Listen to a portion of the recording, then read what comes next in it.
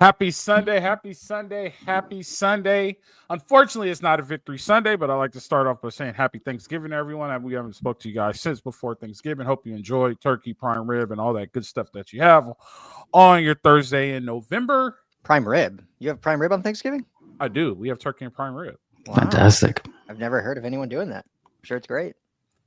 Some people eat ham on Thanksgiving. Yeah, my wife's family does. I don't get that at all. For me, it was always turkey on Thanksgiving, ham on Christmas. Yeah. What do they eat in the? No, you're good. What do they eat in the Indian household, Jamal? What is? Well, we had a fusion Thanksgiving. So we had obviously all the traditional, I'll call it Western, dishes. Obviously, turkey, stuffing, green beans, all that great stuff. But then we added the Indian flavor as well. So we had chicken biryani. We had, all of the kebabs. We had kind of the best of both worlds. It was fantastic.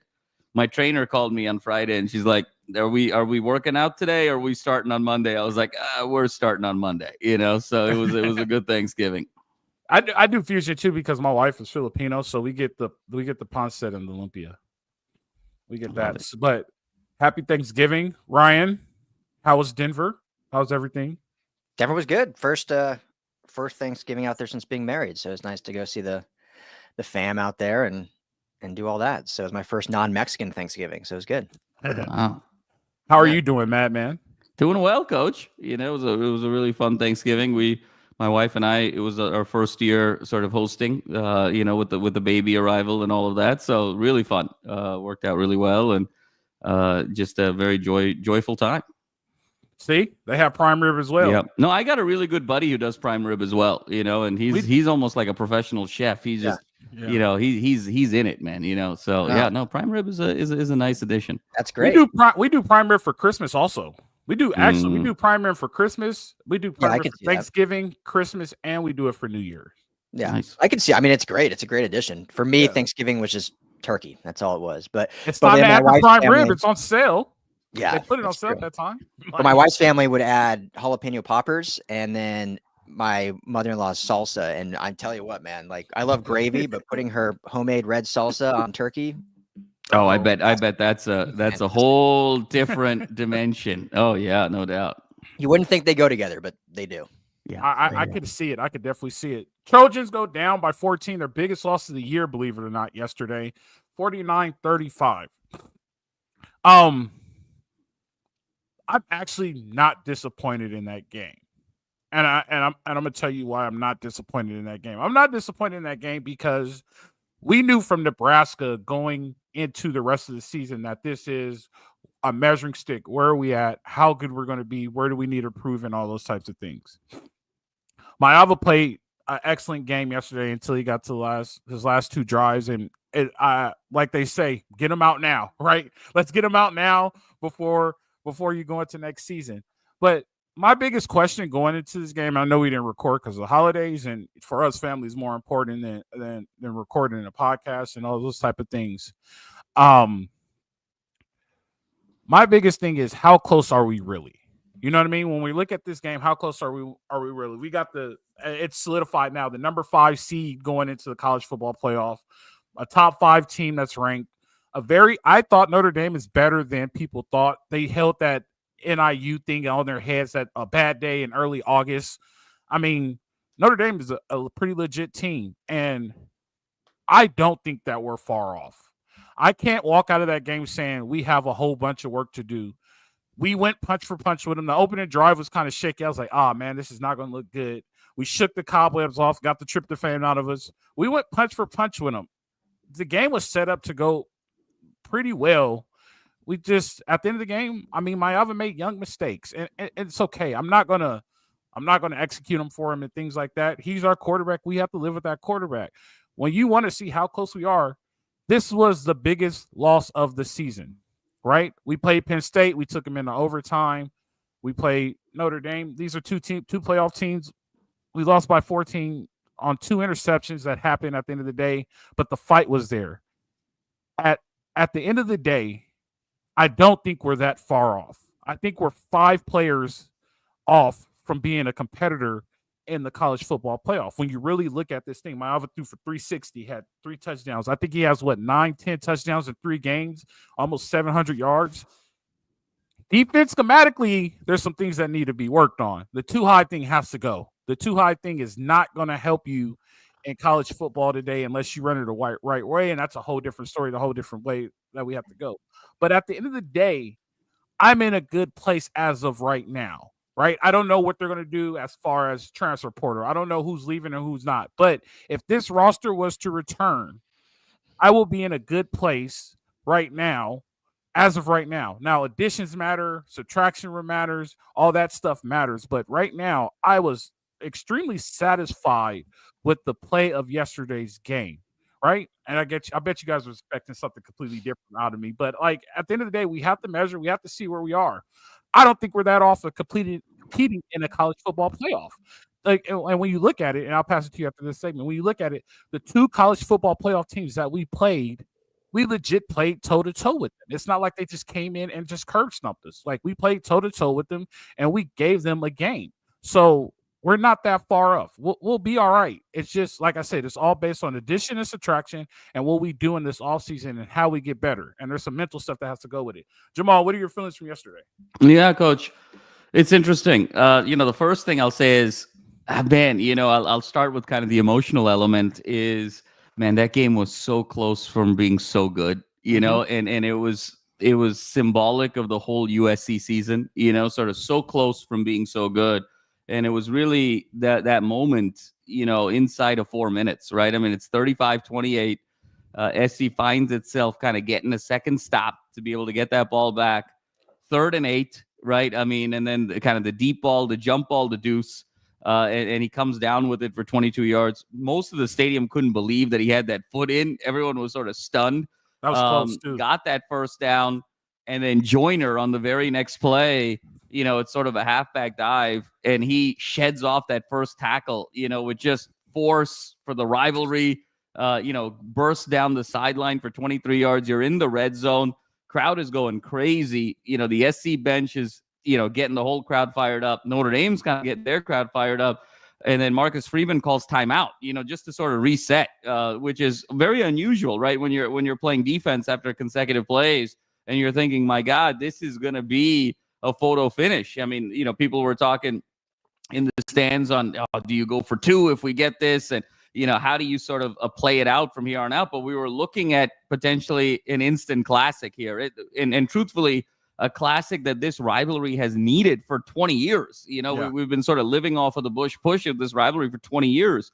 And so close. And then the very next play ends up being the pick six and the whole air goes out of the stadium. And I just thought that sequence was so symbolic of the 2024 USC season, right? So close to being so good. And just when you thought there could be something here, catastrophe strikes. And so I thought it was actually quite a poetic and fitting way to end the season, given how the season sort of went in that regard. Coach, I had 2 takeaways. I had 2 kind of pregame thoughts before this contest started. I thought, how is this defense going to hold up against a downhill running attack, right? I mean, we've talked at length this season about the Danton Lynn system. How does it hold up against 230-pound backs and sort of a downhill running scheme? Historically over the last 2 years, they've wilted in the second half, whether it was SC this year, UCLA last year, and sort of wore down in the second half. I was really looking at how that front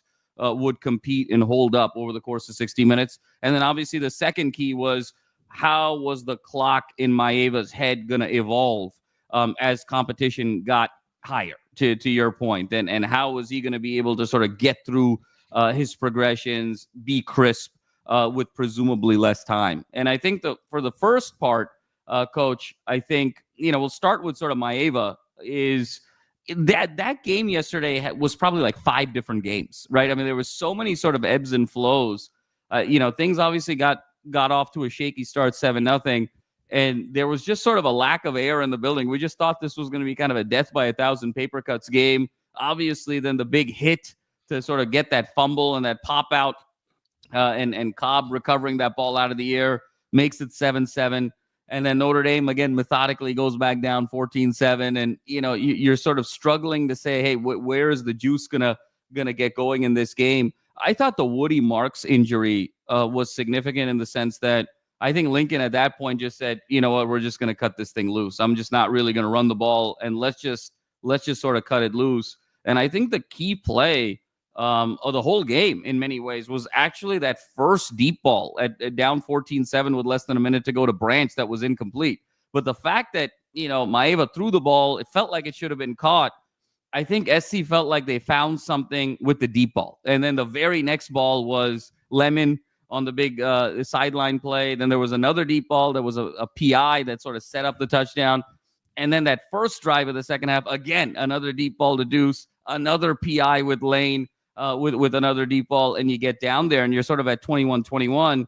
But then I think things got a little cold, Coach. When you kind of go deep ball exclusively, you'll get some completions, but then you'll kind of go dry. And I thought then from that early point in the third quarter till that early point in the fourth quarter, SC had 3 or 4 possessions and really couldn't do anything with it. A lot of those deep balls kind of went awry, and Notre Dame once again kind of built up a big lead, 35-21. And then I thought the big turning point, Coach, was really Jeremiah Love's injury for Notre Dame. I think if Jeremiah Love stays in that game, we're probably having a much different conversation about how we're feeling today. Because I think Notre Dame changed a bit in terms of kind of offensive play calling those first 2 drives in the fourth quarter. Give SC's defense a lot of credit for competing, but that was a different team without Jeremiah Love. And that's how kind of SC got back in that game. And then again, more deep balls from Maeva, to sort of set up that finale. And then you sort of get bitten at the end. So I thought what really impressed me with Maeva was, again, his ability to consistently throw level 3 passes. Whether it was a clean pocket, whether it was he was facing a pass rush, he's better at level 3 balls than he is at level 2 balls. And I think that's interesting because Miller Moss was the exact opposite, right? He was better at the level 2 balls than he was at the level 3 balls. So I think the big evolution for Maeva moving forward in the bowl game, in the offseason and beyond, is going to be how do you complement his long ball with his ability to make those intermediate throws. It's kind of like an NBA player who's exclusively a 3-point shooter, and you're trying to get him a mid-range game so people just don't sit on his shooting hand all the time. Or it's kind of the equivalent of a golfer who's got a great drive but doesn't have a great putting game and a chip game. And that's kind of where we are with Maeva. So I think there's a lot there to like. But I think in terms of his evolution, now after this third game, we finally understood that, which was evident in terms of his tape, even prior to USC, he's really good at the long ball. Now Lincoln's going to have to get in the lab to figure out the other aspects of quarterbacking, because when in doubt, he just sort of throws it deep. And more often than not, it sort of works out. But I thought the offense got a little stagnant with just trying to go deep all the time. So mixing in variety with Maeva's evolution is going to be key. But for his third start, I thought he was sensational. Coach, I thought the defense got absolutely shredded in this game. And again, I think they were able to come back in the game because of Jeremiah Love's injury on those 2 possessions for Notre Dame in the fourth quarter. Outside of that, I mean, it was sort of body blow after body blow. Notre Dame kind of did whatever they wanted. And we forget they had 49, off of 2 pick sixes. They had 35. They missed a chip shot field goal. They had 2 turnovers themselves. I mean, up until that first drive in the fourth quarter, Notre Dame didn't punt the whole game. And so I thought that the defense really sort of wilted again. And so, you see the incremental improvement, but the defensive depth is a huge issue moving forward for this team. And so I love what I saw at a Fountain. I love what I saw at a Green. I think you have some pillars there. Tompkins had moments. Stevens had moments. But holistically, Coach, I think there's a lot of work to be done defensively. So pleased about kind of Maeva's evolution, but there's going to be more to go. And then the defensive evolution as well. So I think it's great that they competed for the rivalry. It was close. In the Collie, I think they showed out a lot of pride, but there's still a ways, I think, for this team to go to really feel like consistently week over week they can be a college football playoff contender. Coach, the danger sometimes of just measuring yourself to Penn State, Notre Dame is it's very easy to get up for those games. It's not hard to get up for those games, especially when you have talent like USC does. From a team perspective, you're a brand like USC does. The question for me is going to be, can they be consistent week over week and put a really refined product on the field. And so I think that's going to be the journey here in the offseason. That's a Lincoln Riley thing. I will say this, though. I will say this. America, I'd like to introduce you guys to a guy named Quentin Joyner. Don't be surprised. Don't be surprised. Just saying. And I hope it may happen. It might not work in the system, but don't be surprised the number 0 is in the Raptors because that dude is legit. He's Woody Marks with a little bit of shake to him. He's the whole package. So good deal. Ryan, what are your thoughts about yesterday? You were there live in action with the wonderful tweet. No matter how the season went, you can never get over this view. Huh? Ryan, you tweeted, no matter how the season went, you can never get over this view. And it was the view, yeah. Dang, Ryan. Huh? Offensive. I gave you no, I didn't hear the end of what you said. So yeah. No, it's one of the best views in college football. So no, I won't add too much more. I think Jamal said most of it. So I think the Woody Marks injury obviously was a big deal, but it was really good for Joyner and both Brian Jackson, who's the true freshman, to get some really meaningful reps in not just a real regular season game, but against a 5th ranked team, against a rival.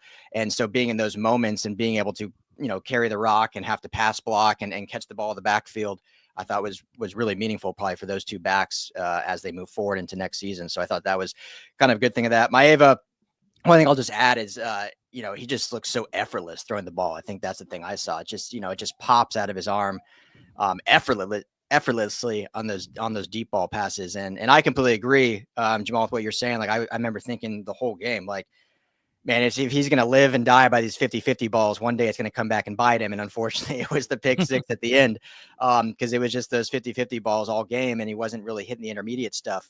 And so I think that's the next step in his maturation, and whether that's coaching or his decision-making, I love the aggression he has that he plays with.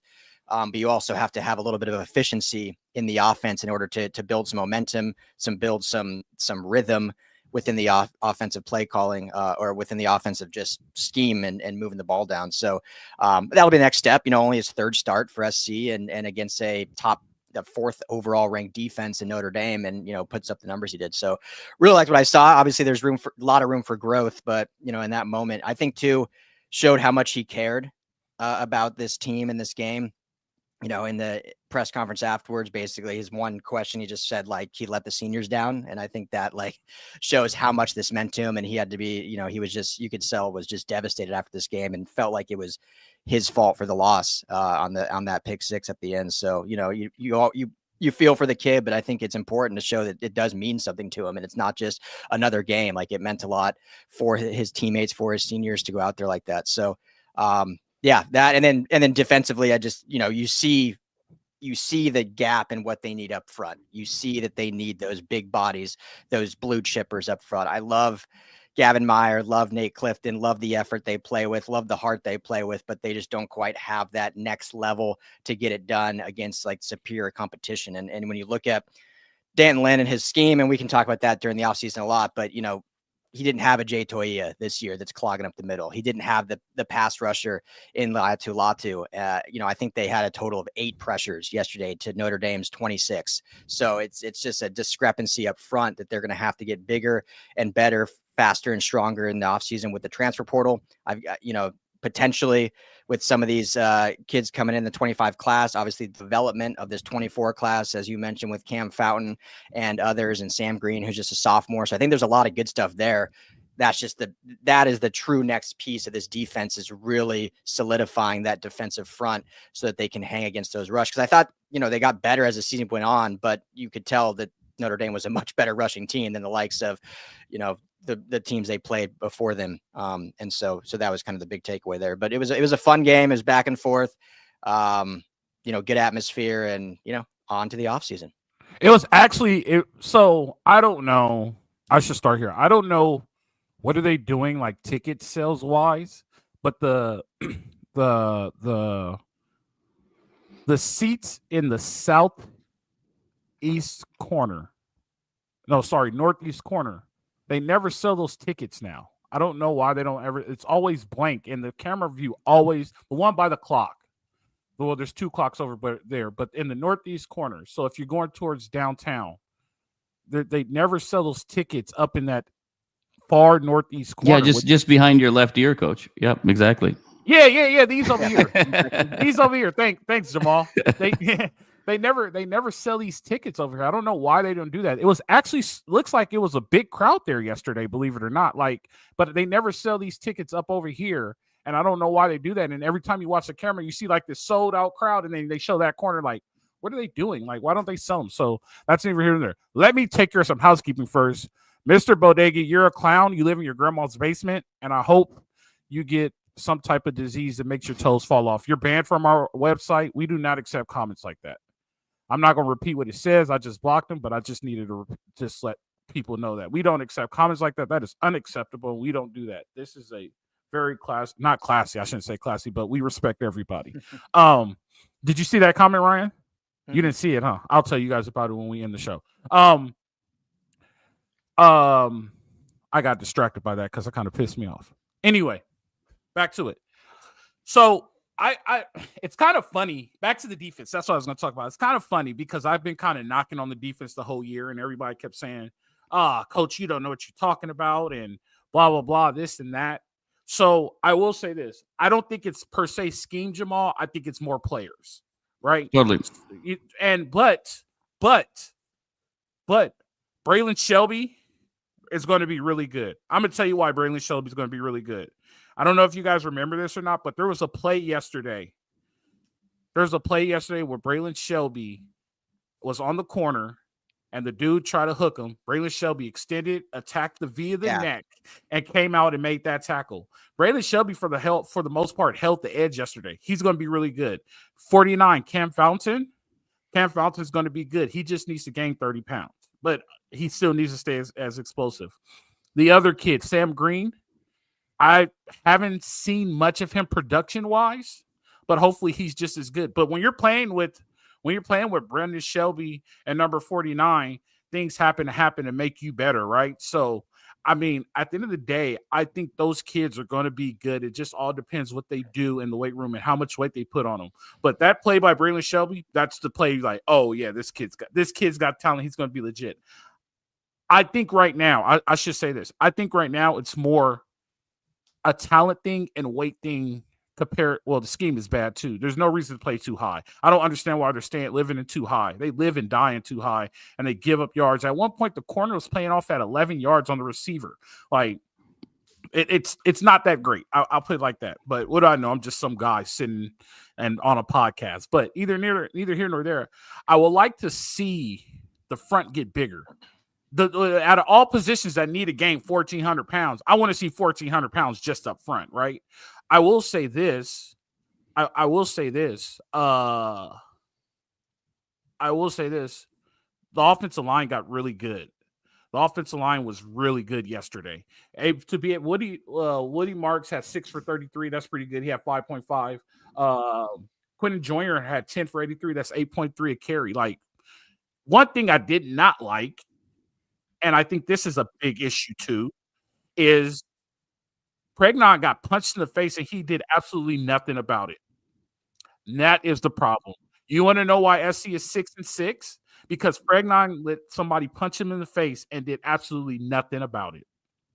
No team that's going to be a championship team is going to let anybody punch him in the face and do absolutely nothing about it, either physically or hypothetically. And that's not on the players. That's on Lincoln. You can't let anybody punch you in the face and you do absolutely nothing about it. I just don't get that part. And that is the fact of the season. Everybody says SC is soft now. There you have it. I don't even think any of you two will let anybody punch you in the face and not do absolutely nothing about it. And it shows right then and there. Like that's the problem, I think, is the reason why they're 6-6. And to go to your point, and I'll pass on. Madman, you're like consistent, right? I don't think consistency is on the players. I think it's on the coaching, right? And the reason why I say that is your favorite quote: "We're only one play away.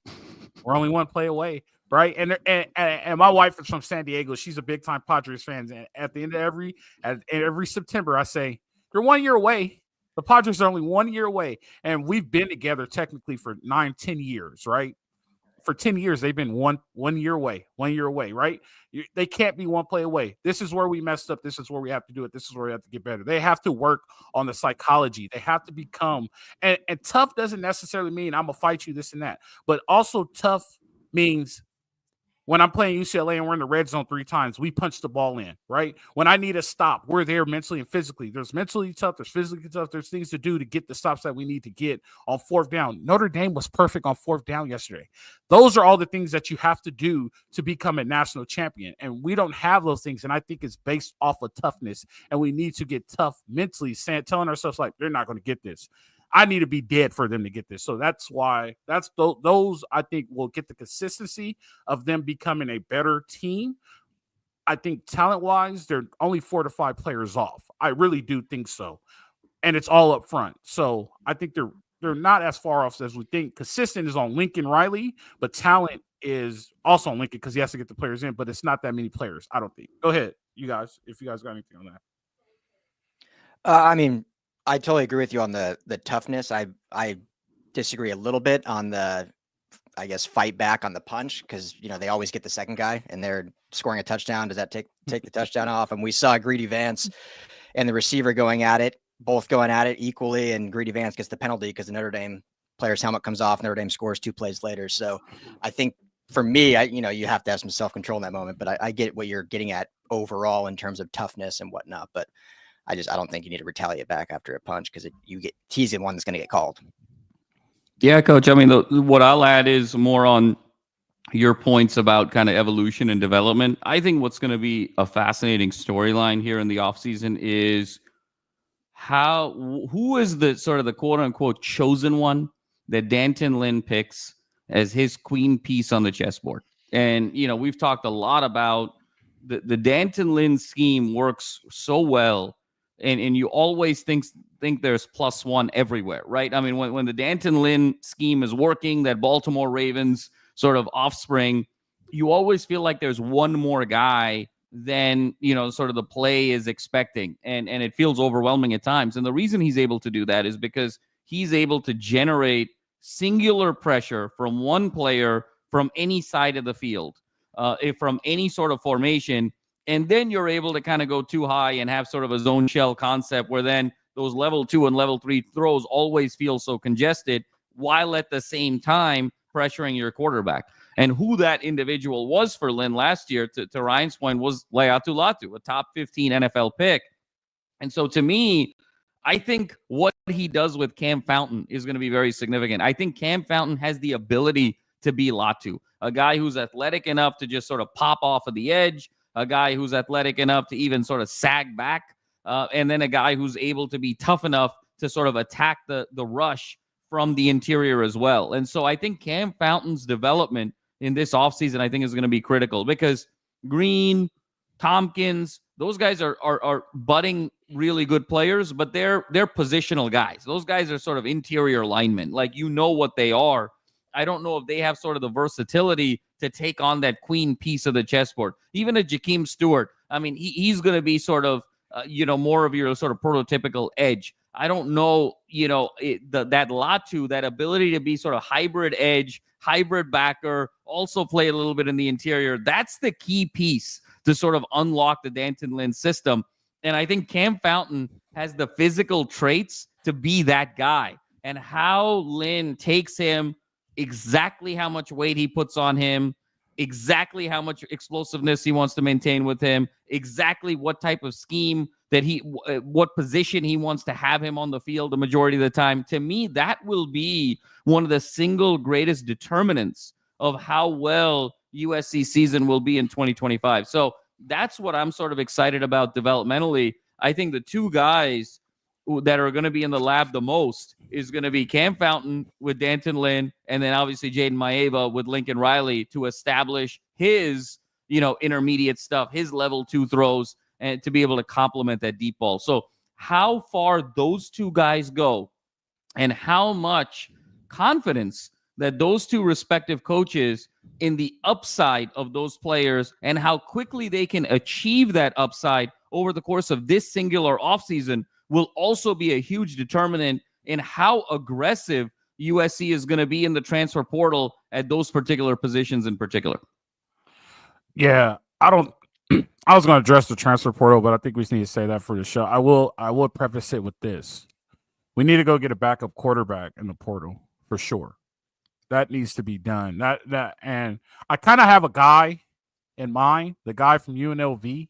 I think the one that kind of quit early. But if you come in and tell him, legit. Coach just talked about culture and toughness. You want to talk about why USC is soft? Because they don't punch back. And what our answer is, let's go get the guy who quit on his team to answer our problems for next season. I love No. He doesn't answer. He doesn't answer any problems. He doesn't do anything for the team at all. The only thing he does is he's a quality Band-Aid just in case Maiava goes down, right? But this is when you have to bring him in and be like, look, if we take this chance on you, we don't need any locker room issues. We don't need this and this. You might not get any money because you're a backup. But it's better for him to be the backup right now than Hassan Longstreet, because I think Longstreet, like we said, is a late bloomer. So if we put him in case of Maiava getting hurt, we might not see what we see out of him right now. It might take him a year or two for him to become the guy that we're getting to be a 5-star athlete. That's all I'm saying. If there are other guys out there that's good backups, there probably are. But the guy that comes to mind is like, the UNLV guy is a solid backup. Like, I'm not asking him to come in and change the whole program. We really only need you just in case he gets hurt. And if Maiava doesn't get hurt and you want to transfer him through the transfer portal at the bowl game, congratulations. Thank you for your service. You were a great special teams guy. You're a great scout team guy. That's all I'm saying. Like, we don't really need him, but I think that's the guy that you could plug and play right away to make it work. If you can find better, then find better. That's just the first guy that comes to my mind. No, Coach, it's a really good point. And, I'll hand it over to Rai. I think that if you're playing a true freshman quarterback, you're not healthy as a program. So as good as Longstreet is, I think the best thing for him is going to be to redshirt next year, learn the Lincoln Riley system, be in that facility, be in those meetings, really be in the lab firsthand, get that education, and then be ready for 2026. I mean, unless you're absolutely generational, in terms of pedigree and lineage, think like Peyton Manning at Tennessee. It's not even whether you're a 5-star kid or not, or an Elite 11 kid or not. You have to be sort of one of those absolute unicorns to justify playing as a true freshman at a blue blood. So I totally agree that I don't think Longstreet should be in the plans for next year in terms of actually production on the field. He's the absolute future of the program beyond. And so now the question becomes, again, how confident is Lincoln Riley in being able to take a quarterback with these physical gifts and the big arm and create the refinement, okay, in terms of level 2 throws, in terms of being able to read defenses, in terms of progressions and all of that, versus, because see, the reality is, guys, he couldn't do it the other way, right? Miller Moss had all the refinements and the ability to read the defenses and the ability to make the level 2 throws, but he didn't have the athleticism and he didn't have the deep ball.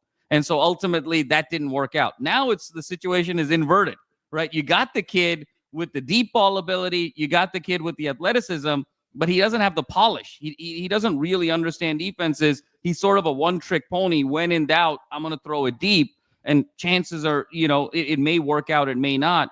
So I think Lincoln Riley's confidence in being able to get him to be a refined product by September 1st, 2025 is going to be that single greatest determinant of who else you got to go get in the portal. I agree with you. I think you need a backup quarterback for sure.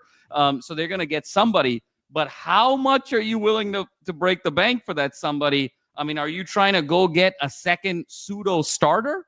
And, where you're like, hey, I've seen enough from Maiava, but not so much that he's definitely the guy. Or, look, I've seen enough from Maiava. I'm leaning Maiava. I want him to be my guy, but I need that credible backup. I need the guy to come in and push him. That's a very different prospect in terms of marketplace, right? Do I want to pay $500,000 for a quarterback? Do I want to pay $1.5 million for a quarterback? That's really the question that Lincoln Riley is going to have to ask himself and answer, is how confident is he to have change Maiava from a diamond in a rough to a beautiful jewel by September 1st, 2025.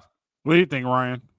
Yeah, they'll for sure add some. I could see them going after someone of the pedigree of what Maiava was last year, a kind of young, raw, with a lot of high upside, and you let all three guys duke it out with Maeva, the incoming, and obviously Hussam Longstreak. And I totally agree.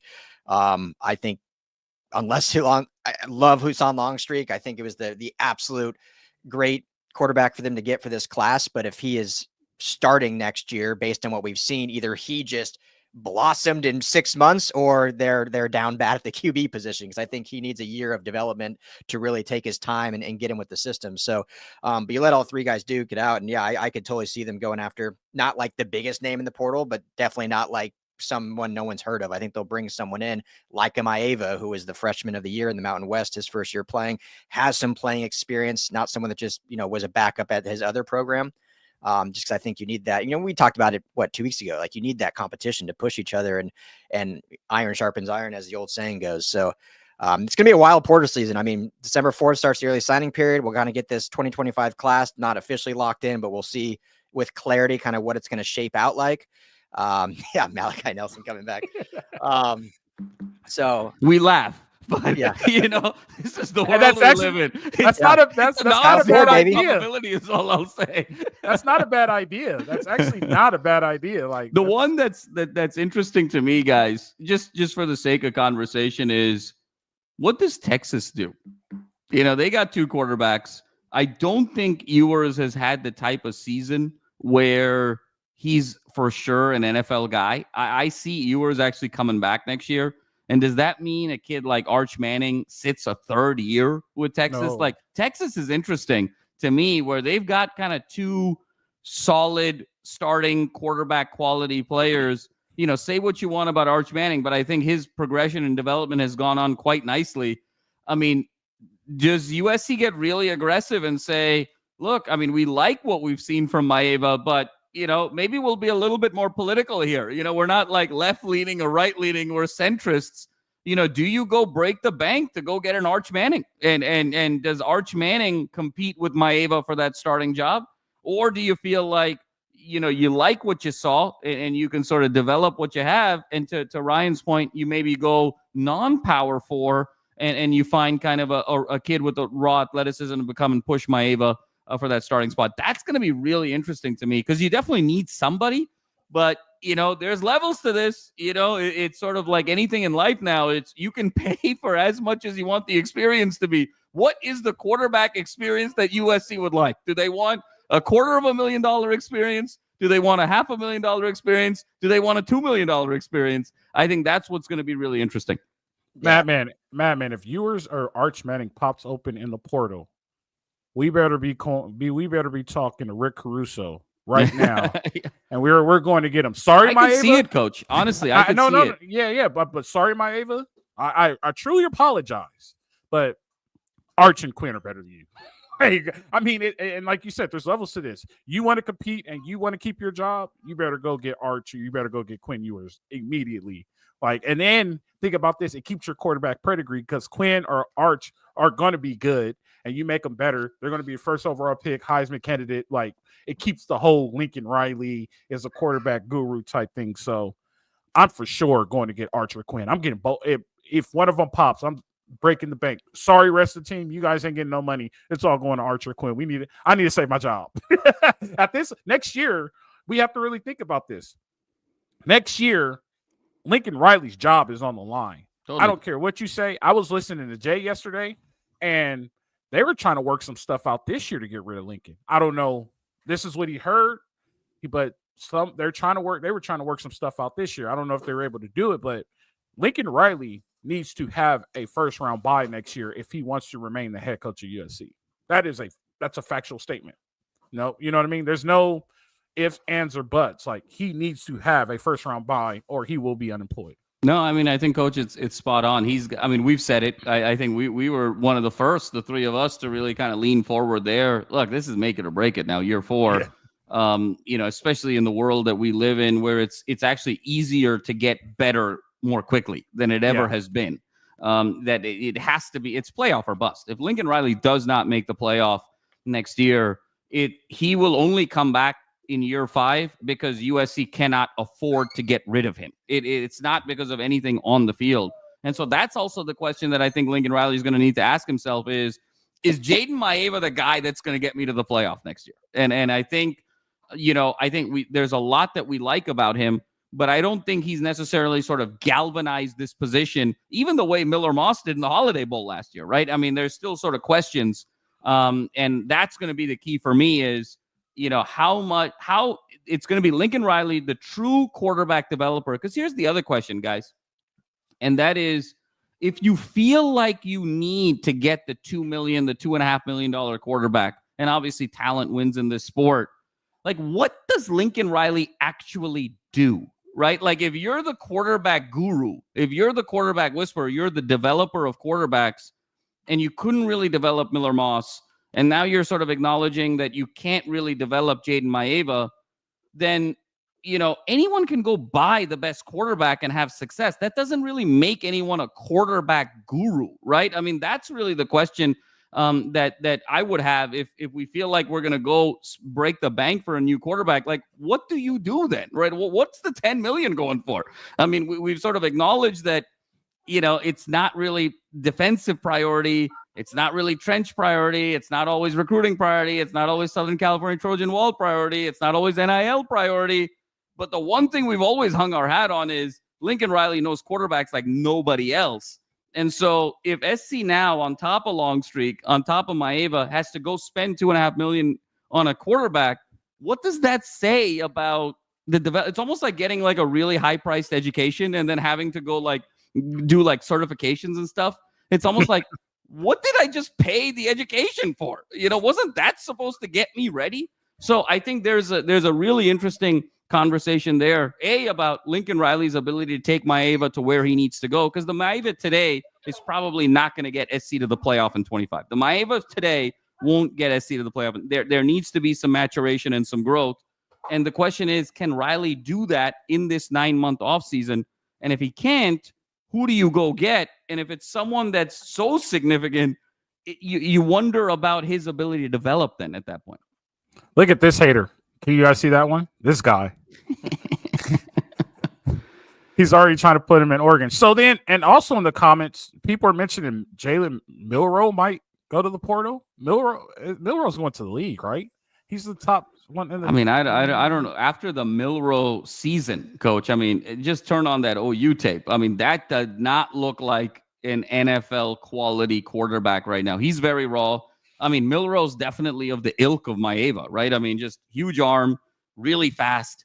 But I think the question again is, can he read defenses? Is he a polished quarterback? So to sort of Ryan's point, he's almost like Maeva 2.0. He's faster than Maeva. He's got a stronger arm than Maeva, and he's just as raw as Maeva. So that would be a very interesting quarterback competition. But again, it doesn't really answer the question of, does Riley feel like he can get even a Milroe ready for his system within a 9-month period, right? So it's going to be really interesting. I think I will say this, Jamal. I think sometimes it just comes down to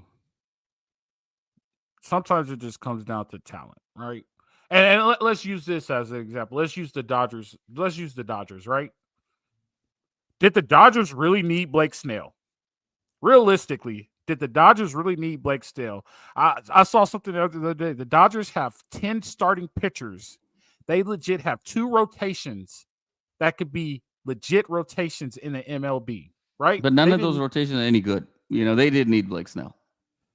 What are you talking about? It's not any good. I mean, look, I'm a huge Dodger fan just like you, and this is a USC show, but Roberts was able to sort of manufacture the bullpen sort of masterfully. Like the Dodgers need starting pitching. That was because of injury, but we're going to have Shohei, Yamamoto, Glasnow, Walker Buehler, who showed that he's coming back. Yeah. We also have Tony Gosselin. Yeah, I get what you're saying, but now we have Blake Snell added to that. Like, if Quinn Ewers or Arch Manning is available, no, you have to do it. You have to do it. Okay. There's no question. Gotcha. I'm not suggesting that you're doing. You have to go do that. It just sort of brings up the question. Like, then what exactly are you developing, right? I mean, like they've already been developed, right? At Texas, you're just inheriting great talent. So then when you call yourself the quarterback guru, then it becomes a little questionable, right? When you look at it, though, did he really develop Jalen Hurts? Did he really develop Kyler Murray? Did he really develop Baker Mayfield?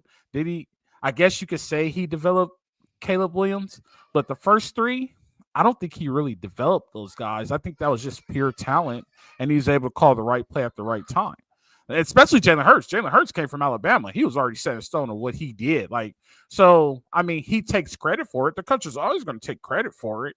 But, I mean, did he really develop those guys? When you really sit back and look at it, nah. But I'm gonna take credit for Arch Manning taking us to get a first round bye, so I can keep my job 100%. So yeah, I'm with you. We have to do it, and that's the game we play today, right? There's money involved. There's transfer portal involved. Mark Emmert did not handle this situation very well. He's like, here's this mess. I'm going to retire. I'm leaving it to the next guy. And we're in the middle of the mess until somebody comes in and tells these schools and these presidents, no, it goes like this. I'm okay with the transfer portal, but then we need to cap NIL, and this is how we have to cap it. And I told you guys my whole thing, you prorate it to the next school. If you transfer to the next school, this is how much each class gets, blah, blah, blah. If you make money outside of NIL, with commercials and stuff, that's on you. We don't control that. That's you and your agent. But that's the world we live in. And that's 100% the world we live in. We're talking now, and you reminded me of this early in the season. I was like, so next year, who's staying for SC? We don't even know who's staying. We don't know who's happy or not. That's one thing we don't know. Who's staying? We don't even know who's staying. We have to worry about that. And people are already entering the portal at other schools and things like that. So at the end of the day, the goal is first round bye. We know that part. How do you get to the first round bye? And this season is going to tell us, and I'm saying this season because we're already in 25, and we established that we're already 25. This season is going to tell us if we're going to be looking for a new head coach for the 2026 season. And rumors have it, great story written by Ryan Dyru on LAFB Network. The short list is the linebacker coach, Matt Entz, for Fresno State. Who's Fresno State? Who's he going to take with him off of these staffs if he gets the job at Fresno State? Right? So Matt Entz is now no longer an option unless they decide to flip him and bring him back to SCB head coach. But I'll tell you guys, I don't like that style thing. I don't like hiring guys off staffs. That's an integrity thing for me. But neither here nor there.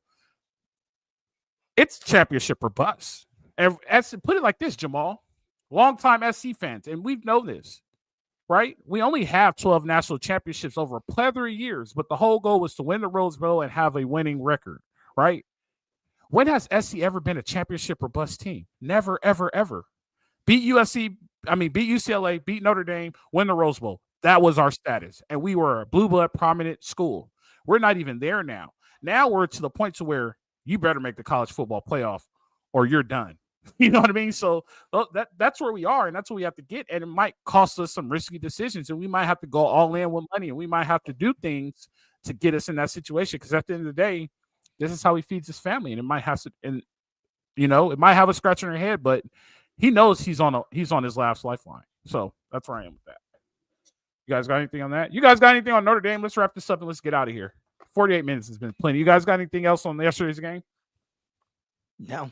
No. We'll see how recruiting shakes up next week. Should be fun. We also get to make visits at the game. Yeah. You guys recruiting will be really fun, and and then where this team kind of gets a bowl game. That's going to be what's going to be really interesting to see. One more opportunity, one more start for Maeva to make it happen. Now the linebackers are terrific this year. Yeah, that was a strength of the team. Cobb, Mascarenas, Arnold, Gentry. I mean, before Gentry got hurt, he was, I think, unquestionably the best defensive player on this team. And, from an emotional standpoint, you could argue the overall MVP of the team. And so I think Entz has done a fantastic job there. I think the one area we were never really worried about was linebacker. We've been worried about the front in terms of second half of games. We've been worried about the secondary at times of how tested they've been and when they've been under strain. But the one constant, I think, even if you look on both sides of the ball, it was the linebackers. I think the linebackers and Woody Marks were the two constants on this 2024 team throughout the season, and they were absolutely terrific.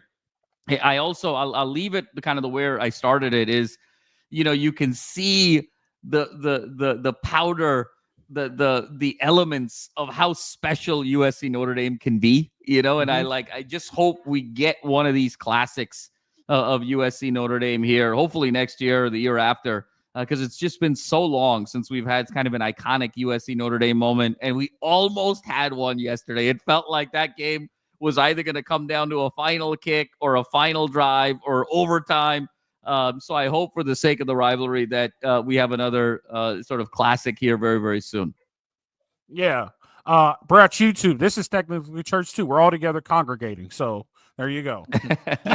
Hey, and you could, you could argue Matt Entz was the best coach on this entire staff this year. 100%. Absolutely. Players, he has players 2 national championships. Players said it. Staffers said it. Like, everyone loves Matt Entz. So Matt Entz had a far better year than Lincoln Riley did. So, for sure. Yeah. Yeah. So the only thing if he does end up getting a head coaching job, that'll be a massive loss. Big blow. Yeah. Both in terms of just overall execution, I think recruiting as well as culture. Yeah. And I will end it on this. We need this game. Do not get rid of this game. I hope that talk is over with. I hope that talk is done with. We need this game. Both schools need this game. I will tell you, I'm going to tell you why. Because there's going to be a year when SC, their toughest game in conference play will be like Iowa. You know what I mean? Just the way the schedule falls, it'll be like Iowa. And their schedule will only have like Iowa and Notre Dame on there. You need this game. You know what I mean? Like, I don't know. It can't happen. I'm not saying it will. Like, but there may be times where they get the weaker Big Ten of the schedule, and so we need this game. It like you said, it was on the verge of being special. I was on the edge of my seat for a little bit. Like, all right, we're going to beat these dudes. At one point, I'm like, oh man, we're about to beat Notre Dame.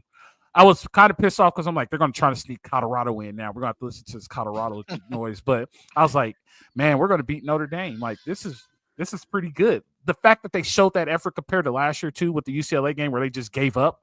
Like, there are some things. That's why I said we're not far off, but we still have a lot of work to do. I'm not saying I'm satisfied, but I won't be satisfied until we at least win a conference championship. That's the first thing. That's the only thing we can control right now is winning a conference championship and becoming a name in the college football realm again. So that's what I'll say with that. The last thing, Coach, I'll say is all great points. The one, I think, intrigue over the next couple of days to sort of keep all of our eyes on is transfer portal in terms of the wide receiver group. I think which of this group, does the whole group stay? Does some of this group enter the transfer portal in terms of the inputs? Because I think now after 3 games, you sort of have a sense of what Maeva likes to do, who Maeva likes to go to, and what his style is, right? And I think it's pretty clear that he leans heavily on Lemon and Deuce, and he's a jump ball guy. So if you don't have a huge catch radius and you're not a big 50-50 guy, is this the spot for you? And I wonder, Kyron Hudson, Zach Branch, and even to a certain extent, Lane has been used exclusively as just sort of a red zone guy, right? Like, I mean, he had 3 touchdowns yesterday, but only 3 catches for 36 yards. Now that these guys have crossed from freshman and sophomore, next year juniors, right? Now it gets serious. You can have fun with your buddies when it's freshmen and sophomores and enjoy the team and the camaraderie and the friendship.